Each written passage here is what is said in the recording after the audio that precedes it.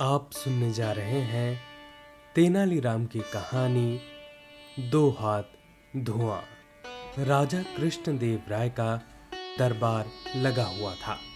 महाराज अपने दरबारियों के साथ किसी चर्चा में व्यस्त थे। अचानक से चतुर और चतुराई पर चर्चा चल पड़ी। महाराज कृष्णदेव राय के दरबार में दरबारियों से लेकर राजगुरु तक तेनालीराम से चिढ़ते थे।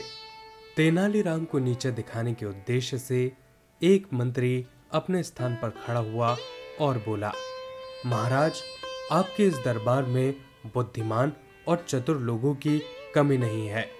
यदि अवसर दिया जाए तो हम अपनी बुद्धिमानी को सिद्ध कर सकते हैं। किंतु क्या मंत्री जी? महाराज कृष्णदेव राय ने आश्चर्य से पूछा।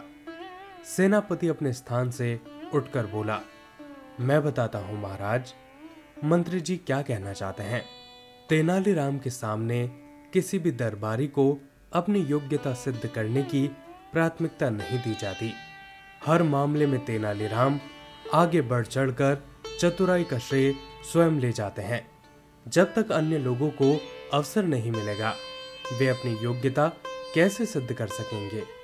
सेनापति की बात सुनकर महाराज समझ गए कि सभी दरबारी तेनालीराम के विरोध में हैं।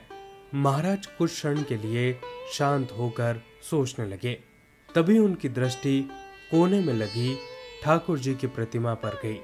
प्रतिमा के सामने जलती धूप को देखकर राजा को सभी दरबारियों की परीक्षा लेने का उपाय सूझ गया। उन्होंने फौरन कहा, आप सभी को अपनी योग्यता सिद्ध करने का एक अवसर दिया जाता है। जब तक आप सभी अपनी योग्यता सिद्ध नहीं कर देते, तेनालीराम बीच में नहीं आएंगे। यह सुनकर सभी दरबारी बड़े प्रसन्न हुए। ठीक है महाराज, कहिए हमें क्या करना चाहिए।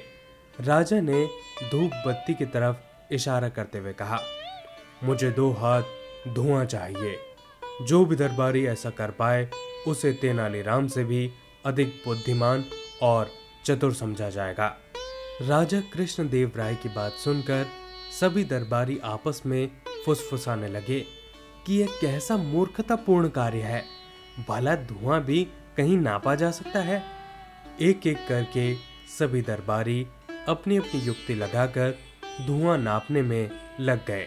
कोई दोनों हाथों से धुआं नापने की कोशिश करता, किंतु धुआं हाथों से निकलकर लहराता हुआ ऊपर की तरफ निकल जाता।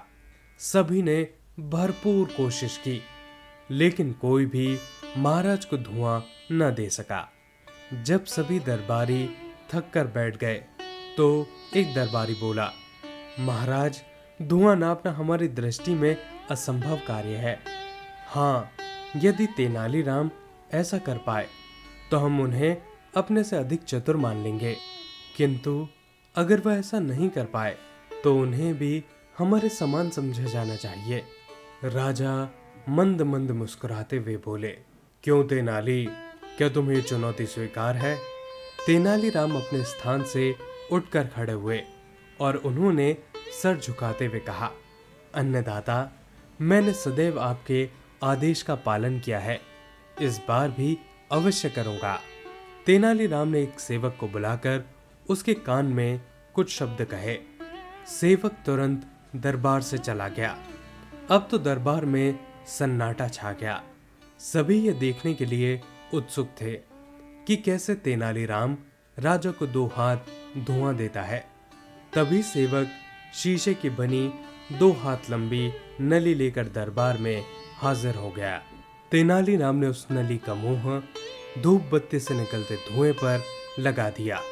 थोड़ी ही देर में शीशी भर गई और तेनाली ने नली का मुंह कपड़े से बंद कर दिया और उसे महाराज की ओर आगे करते हुए बोले, महाराज, ये लीजिए 2 हाथ धुआं।